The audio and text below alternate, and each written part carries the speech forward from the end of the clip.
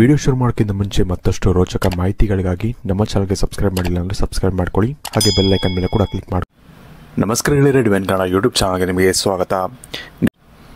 ಗೆಳೆಯರೇ, ಈ ಒಂದು ಚಿತ್ರವನ್ನು ನೀವು ನೋಡ್ತಿರ್ಬೋದು. ಇದರಲ್ಲಿ 3 ಮೀನುಗಳಿದೆ, ಅದಕ್ಕೆ ತಕ್ಕಂತೆ ಒಂದು ನಂಬರ್ಗಳು ಕೂಡ ಇದೆ, 1, 2 ಹಾಗೂ 3. ಈ ಒಂದು 3 ನಂಬರ್ಗಳಲ್ಲಿ ನೀವು ಒಂದು ನಂಬರ್ನ ಸೆಲೆಕ್ಟ್ ಮಾಡಬೇಕಾಗತ್ತೆ.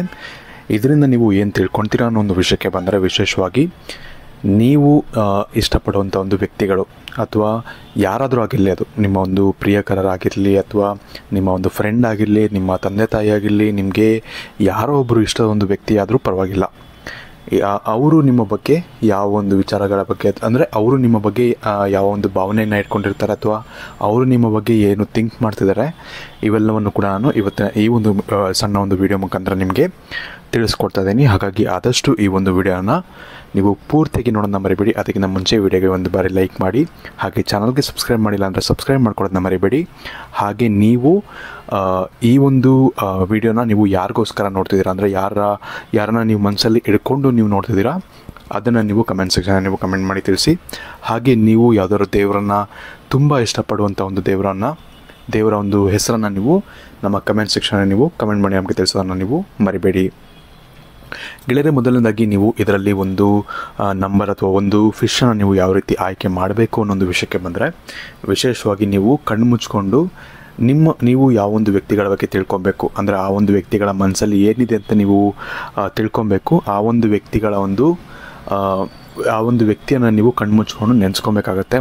ಒಂದು ನಿಮಿಷ ನೆನೆಸ್ಕೊಂಡು ನೀವು ಕಣ್ಬಿಟ್ಟು ನೋಡಿದಾಗ ನಿಮಗೆ ಯಾವ ಒಂದು ಮೀನು ಅಥವಾ ಯಾವ ಒಂದು ನಂಬರ್ ಅನ್ನೋದು ನಿಮಗೆ ತುಂಬ ಹೆಚ್ಚು ಆಕರ್ಷಿತವಾಗಿ ಕಾಣ್ತಿರುತ್ತೋ ಆ ಒಂದು ನಂಬರ್ ಅಥವಾ ಆ ಒಂದು ಮೀನನ್ನು ನೀವು ಸೆಲೆಕ್ಟನ್ನು ಮಾಡಬೇಕಾಗತ್ತೆ. ಇದರ ಪ್ರಕಾರ ನಿಮಗೆ ಆ ಒಂದು ವ್ಯಕ್ತಿಗಳು ನಿಮ್ಮ ಬಗ್ಗೆ ಏನು ಥಿಂಕ್ ಮಾಡ್ತಿದ್ದಾರೆ, ಏನು ಯೋಚನೆ ಮಾಡ್ತಿದ್ದಾರೆ, ಅದನ್ನು ನಾನು ನಿಮಗೆ ತಿಳಿಸ್ಕೊಡ್ತಾ ಇದ್ದೀನಿ. ಇದರಲ್ಲಿ ಮೊದಲನೇದಾಗಿ ನೀವು ನಂಬರ್ 1ನಲ್ಲಿ ಇರುವಂತಹ ಒಂದು ಮೀನನ್ನು ನೀವು ಆಯ್ಕೆ ಮಾಡಿದರೆ, ವಿಶೇಷವಾಗಿ ನೀವು ಸೆಲೆಕ್ಟ್ ಮಾಡಿದಂಥ ಒಂದು ನಂಬರ್ 1 ಆಗಿದ್ದರೆ, ಅದರಲ್ಲೂ ಕೂಡ ಆ ಒಂದು ವ್ಯಕ್ತಿ, ನೀವು ಯಾವ ಒಂದು ವ್ಯಕ್ತಿಗಳ ಬಗ್ಗೆ ತಿಳ್ಕೊಬೇಕು ಅಂತ ಅಂದ್ಕೊಂಡಿದ್ದೀರ, ಆ ಒಂದು ವ್ಯಕ್ತಿಗಳ ಮೇಲೆ ನಿಮಗೇನಾದರೂ ಒಂದು ಪ್ರೀತಿ ಅನ್ನೋ ಒಂದು ಭಾವನೆ ಇತ್ತು ಅಂತ ಹೇಳಿದ್ರೆ, ಹುಡುಗ ಆದರೂ ಆಗಿರಲಿ ಹುಡುಗಿ ಆದರೂ ಆಗಿರಲಿ, ಪ್ರೀತಿ ಅನ್ನೋ ಭಾವನೆ ಅನ್ನೋದು ಇತ್ತು ಅಂತ ಹೇಳಿದ್ರೆ, ಅದು ಒಂದು 80% ಅಷ್ಟೇ ವರ್ಕ್ ಆಗುವಂಥ ಚಾನ್ಸಸ್ ಇದೆ. ಇನ್ನು 20% ಸ್ವಲ್ಪ ಡೌಟಲ್ಲಿ ಇರುತ್ತೆ ಅಂತಲೇ ಹೇಳ್ಬೋದು. ಅಂದರೆ ಅವ್ರಿಗೆ ನಿಮಗೆ 100% ಪ್ರೀತಿ ಇದ್ದರೂ ಇರಬಹುದು, ಆದರೆ ಅವ್ರಿಗೆ ಆ ಒಂದು ವ್ಯಕ್ತಿಗೆ ಇನ್ನೂ ಅಂದರೆ 80% ನಿಮ್ಮ ಮೇಲೆ ಒಂದು ಅಭಿಮಾನ ಇದೆ, ಒಂದು ಪ್ರೀತಿ ಅನ್ನೋ ಭಾವನೆ ಸ್ವಲ್ಪ ಇದೆ, ಬಟ್ ತುಂಬ ಇಲ್ಲ. ಅಂದರೆ ಸಂಪೂರ್ಣವಾಗಿ ಅವರು ನಿಮ್ಮನ್ನ ಆ ಒಂದು ಭಾವನೆಯಲ್ಲಿ ನೋಡ್ತಾ ಇಲ್ಲ. ಸೊ ಈ ಒಂದು ವಿಷಯವನ್ನು ನೀವು ತಿಳ್ಕೊಬೇಕಾಗತ್ತೆ. ಅವ್ರಿಗೆ ಇನ್ನೂ ಆ ಒಂದು ಟ್ರಸ್ಟನ್ನು ಬಿಲ್ಡ್ ಮಾಡಿಸ್ಬೇಕಾಗತ್ತೆ. ನೀವು ಈ ಒಂದು ವಿಷಯದಲ್ಲಿ ನೀವೇನಾದರೂ ಈ ಒಂದು ಭಾವನೆಯಲ್ಲಿ ಆ ಒಂದು ವ್ಯಕ್ತಿಯನ್ನು ನೋಡ್ತಿದ್ದೀರಾ ಅಂತ ಹೇಳಿದ್ರೆ, ಇನ್ನು ಕೆಲವೊಬ್ಬರು ಫ್ರೆಂಡ್ಸ್ಗಳಿಗೂ ಕೂಡ ನೋಡ್ತಿರ್ತಾರೆ. ಫ್ರೆಂಡ್ಶಿಪ್ ಅಂತ ಬಂದಾಗ ಈ ಒಂದು ನಂಬರ್ನ ನೀವು ಸೆಲೆಕ್ಟ್ ಮಾಡಿದ್ರೆ, ಅಂದರೆ ಈ ಒಂದು ವ್ಯಕ್ತಿಗಳ ಬಗ್ಗೆ ನೀವು ತಿಳ್ಕೊಬೇಕು ಅಂತ ಹೇಳಿದ್ರೆ, ತುಂಬ ಒಂದು ಒಳ್ಳೆಯ ಒಂದು ಫ್ರೆಂಡ್ಶಿಪ್ ಇದಾಗಿರುತ್ತೆ. ಅವ್ರಿಗೂ ಕೂಡ ತುಂಬ ಒಂದು ಒಳ್ಳೆಯ ಗೌರವ ಅನ್ನೋದು ನಿಮ್ಮ ಮೇಲೆ ಇರುತ್ತೆ. ಹಾಗೆ ಇದು ತುಂಬ ವರ್ಷಗಳ ಕಾಲ ಇದು ಕ್ಯಾರಿ ಆಗ್ತಾ ಹೋಗುತ್ತೆ. ಈ ಒಂದು ರಿಲೇಷನ್ಶಿಪ್ ಏನಿರುತ್ತೆ, ಫ್ರೆಂಡ್ಶಿಪ್ ಅನ್ನೋ ರಿಲೇಷನ್ಶಿಪ್ಪು ತುಂಬ ವರ್ಷಗಳ ಕಾಲ ಕ್ಯಾರಿ ಆಗ್ತಾ ಹೋಗುತ್ತೆ. ಹಾಗೆ ಅವರು ನಿಮ್ಮ ಜೀವನದಲ್ಲಿ ಹೆಲ್ಪ್ ಮಾಡ್ತಾರೆ ಕೆಲವೊಂದು ವಿಷಯಗಳಲ್ಲಿ, ಅಥವಾ ನೀವು ಅವ್ರ ಜೀವನದಲ್ಲಿ ಹೆಲ್ಪ್ ಮಾಡೋವಂಥ ಪರಿಸ್ಥಿತಿಗಳು ಬರುತ್ತೆ.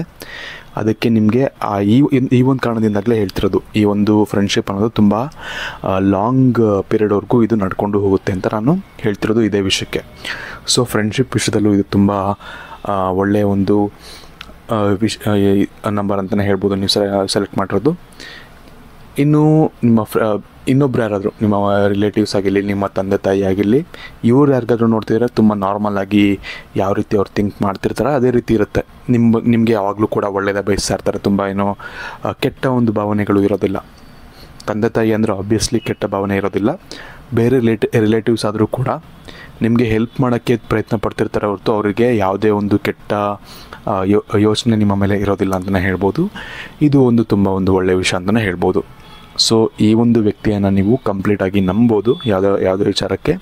ಅದೇ ನಾನು ಮುಂಚೆ ಹೇಳಿದಾಗೆ, ನೀವು ಪ್ರೀತಿ ಅನ್ನೋ ಒಂದು ಭಾವನೆಯಲ್ಲಿ ನೀವು ನೋಡ್ತಿದ್ದೀರಾ ಅಂತ ಹೇಳಿದ್ರೆ, ನೀವು ಅವ್ರಿಗೆ ಇನ್ನಷ್ಟು ಟ್ರಸ್ಟನ್ನು ಕೊಡಬೇಕಾಗತ್ತೆ. ಇನ್ನಷ್ಟು ಏನಂತಾರೆ, ಆ ಒಂದು ಪ್ರೀತಿಯ ಭಾವನೆ ಅವರಲ್ಲಿ ಹುಟ್ಟಿಸ್ಬೇಕಾಗತ್ತೆ. ನಿಮ್ಮ ಒಂದು ಮಾತುಗಳಿಂದ ಆದರೂ ಆಗಿರಲಿ ಅಥವಾ ನಿಮ್ಮ ಒಂದು ವರ್ತನೆಯಿಂದ ಸ್ವಲ್ಪ ಟೈಮ್ ತೊಗೊಬೋದು. ಆಗ ನಿಮಗೆ ಆಗ ಆ ಒಂದು ವ್ಯಕ್ತಿಗೆ ನಿಮ್ಮ ಮೇಲೆ ಸಂಪೂರ್ಣ ನಂಬಿಕೆ ಬಂದ ಮೇಲೆ ಅವ್ರಿಗೂ ಕೂಡ ಈ ಒಂದು ಭಾವನೆ 100% ಆಗುವಂತಹ ಸಾಧ್ಯತೆಗಳು ತುಂಬ ಹೆಚ್ಚಾಗಿದೆ. ಸೊ ಅದು ಬಿಟ್ಟರೆ ನಿಮಗೆ ಆ ಒಂದು ವ್ಯಕ್ತಿಯ ಒಂದು ವಿಷಯಕ್ಕೆ ಬಂದರೆ ತುಂಬ ಒಂದು ಒಳ್ಳೆಯ ವ್ಯಕ್ತಿ ಆಗಿರ್ತಾರೆ ಅಂತಲೇ ಹೇಳ್ಬೋದು. ಸೊ ಅದು ಒಂದು ಪಾಸಿಟಿವ್ ಆಗಿರುತ್ತೆ ಅಂತಲೇ ಹೇಳ್ಬೋದು. ನಿಮಗೆ ನಿಮ್ಮ ಮುಂದಿನ ಭವಿಷ್ಯ ಹೇಗಿದೆ ಎಂದು ತಿಳಿದುಕೊಳ್ಳುವ ಕುತೂಹಲ ಇದೆಯೇ? ಹಾಗೆ ನಿಮ್ಮ ಮಕ್ಕಳ ಮುಂದಿನ ಭವಿಷ್ಯ ಹೇಗಿದೆ ಎಂದು ತಿಳಿದುಕೊಳ್ಳುವ ಕುತೂಹಲ ಕೂಡ ನಿಮಗೆ ಇದ್ದೇ ಇರುತ್ತೆ. ಹಾಗಿದ್ದರೆ ನಿಮಗೆ ನಿಮ್ಮ ಹಾಗೂ ನಿಮ್ಮ ಮಕ್ಕಳ ಜಾತಕದ ಅವಶ್ಯಕತೆ ಇದೆ. ಹಾಗಿದ್ರೆ ಇಲ್ಲಿದೆ ನಿಮಗೆ ಸುವರ್ಣಾವಕಾಶ. ಡಿವೈನ್ ಕನ್ನಡ ವತಿಯಿಂದ 499ಕ್ಕೆ ಸಿಗುವಂತಹ ಕಂಪ್ಲೀಟ್ ಜಾತಕ ನಿಮಗೆ ಕೇವಲ 299 ರೂಪಾಯಿಗೆ ಸಿಗ್ತಾ ಇದೆ. ಜಾತಕದಲ್ಲಿ ನಿಮಗೆ ವಿದ್ಯಾಭ್ಯಾಸ, ವಿವಾಹ, ಉದ್ಯೋಗ, ಆರೋಗ್ಯ, ಸಂತಾನ ಹಾಗೆ ವ್ಯಾಪಾರ ವ್ಯವಹಾರಕ್ಕೆ ಸಂಬಂಧಪಟ್ಟಂತಹ ಎಲ್ಲ ಮಾಹಿತಿಗಳು ನಿಮಗೆ ಈ ಒಂದು ಜಾತಕದಲ್ಲಿ ನಿಮಗೆ ಸಿಗುತ್ತೆ.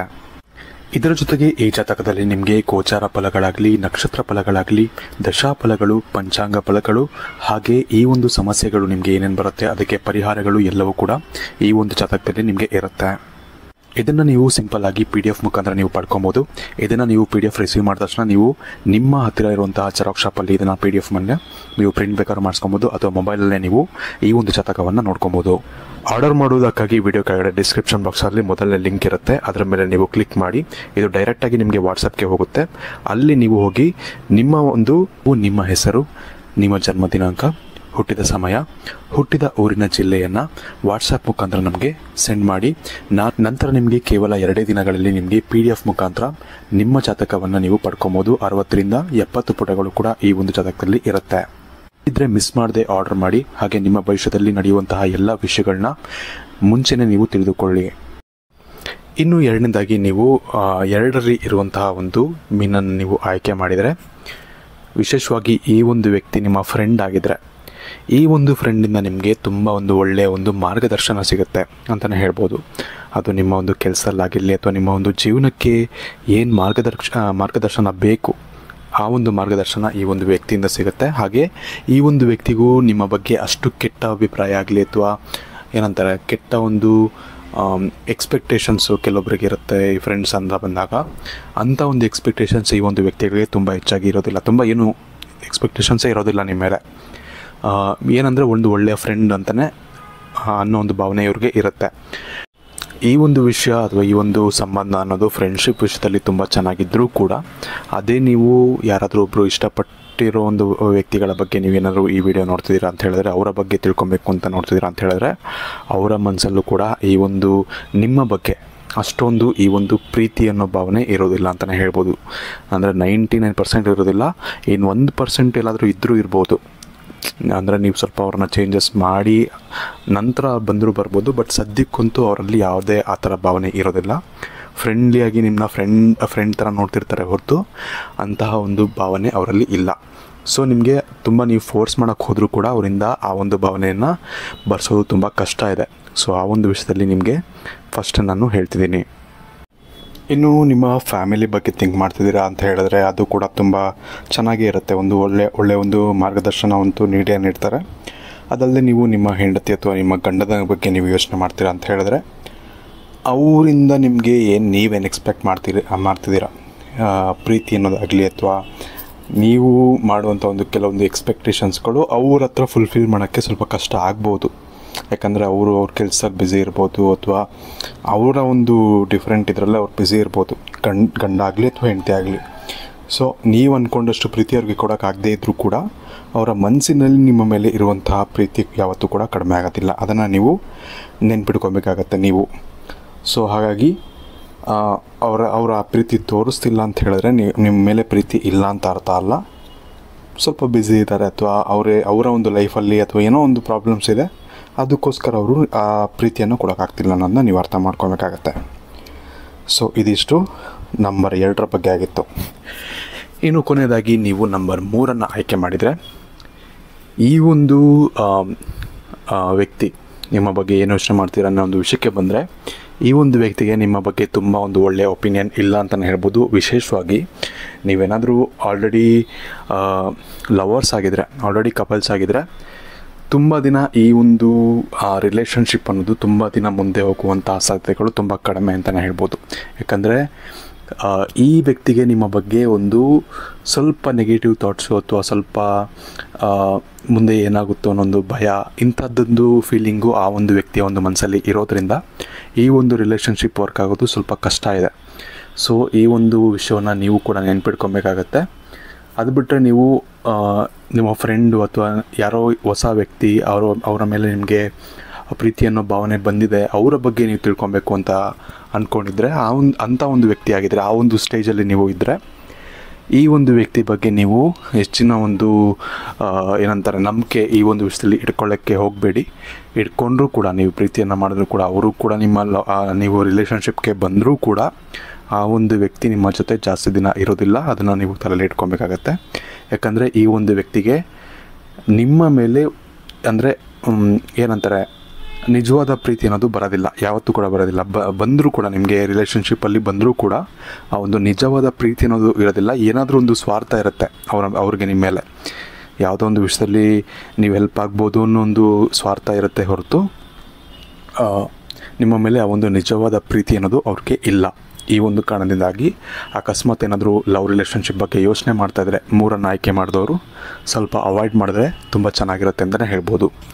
ಇನ್ನು ನೀವು ನಿಮ್ಮ ಒಂದು ಗಂಡನ ಬಗ್ಗೆ ಯೋಚನೆ ಮಾಡ್ತಿದ್ದೀರಾ ಅಥವಾ ನಿಮ್ಮ ಒಂದು ಹೆಂಡತಿಯ ಬಗ್ಗೆ ಯೋಚನೆ ಮಾಡ್ತಿದ್ದೀರಾ ಅಂತ ಹೇಳಿದ್ರೆ ತುಂಬ ಚೆನ್ನಾಗಿದೆ ಅಂತಲೇ ಹೇಳ್ಬೋದು. ಈ ಒಂದು ರಿಲೇಷನ್ಶಿಪ್ ಅನ್ನೋದು ಆ ಒಂದು ವ್ಯಕ್ತಿ ನಿಮ್ಮ ಬಗ್ಗೆ ಯಾವಾಗಲೂ ಕೂಡ ಒಂದು ಪಾಸಿಟಿವ್ ಆಗಿ ಯೋಚನೆ ಮಾಡ್ತಿರ್ತಾರೆ. ನೀವು ಎಲ್ಲೇ ಹೋದರೂ ಕೂಡ ಏನೇ ಮಾಡಿದ್ರೂ ಕೂಡ ಒಂದು ಪಾಸಿಟಿವ್ ಥಿಂಕಿಂಗ್ ಇರುವಂಥ ಒಂದು ವ್ಯಕ್ತಿ ಈ ಒಂದು ವ್ಯಕ್ತಿ ಆಗಿರ್ತಾರೆ. ನನ್ನ ಗಂಡ ಆಗಲಿ ಅಥವಾ ನನ್ನ ಹೆಂಡತಿ ಆಗಲಿ ಏನೇ ಮಾಡಿದ್ರು ಕೂಡ ನಮ್ಮ ಒಳ್ಳೆಯದಕ್ಕೆ ಅಥವಾ ನಮ್ಮ ಫ್ಯಾಮಿಲಿ ಒಳ್ಳೆಯದಕ್ಕೆ, ನಮ್ಮ ಮಕ್ಕಳು ಒಳ್ಳೆಯದಕ್ಕೆ ಮಾಡ್ತಾಳೆ ಅಥವಾ ಮಾಡ್ತಾರೆ ಅನ್ನೋ ಒಂದು ನಂಬಿಕೆ ನಿಮ್ಮ ಒಂದು ಪಾರ್ಟ್ನರ್ಗೆ ನಿಮ್ಮ ಮೇಲೆ ಇರುತ್ತೆ. ಸೊ ಅದೊಂದು ತುಂಬ ಒಂದು ಒಳ್ಳೆಯ ವಿಷಯ ಅಂತಲೇ ಹೇಳ್ಬೋದು. ಸೊ ಇನ್ನೂ ನಿಮ್ಮ ಒಂದು ಫ್ರೆಂಡ್ಸ್ ಬಗ್ಗೆ ಯೋಚನೆ ಮಾಡಿದ್ರಾ ಅಂತ ಹೇಳಿದ್ರೆ ಫ್ರೆಂಡ್ಸ್ ಕೂಡ ಅಷ್ಟೇ. ಈ ಒಂದು ಫ್ರೆಂಡ್ಶಿಪ್ಪು ಜಾಸ್ತಿ ದಿನ ಉಳಿಯುವಂಥ ಒಂದು ಫ್ರೆಂಡ್ಶಿಪ್ ಅಲ್ಲ ಅಂತಲೇ ಹೇಳ್ಬೋದು. ಯಾಕಂದರೆ ಈ ಒಂದು ವ್ಯಕ್ತಿಗಳಿಗೂ ಅಷ್ಟೇ ನಿಮ್ಮ ಬಗ್ಗೆ ಒಂದು ಸ್ವಾರ್ಥ ಅನ್ನೋದು ಇರುತ್ತೆ.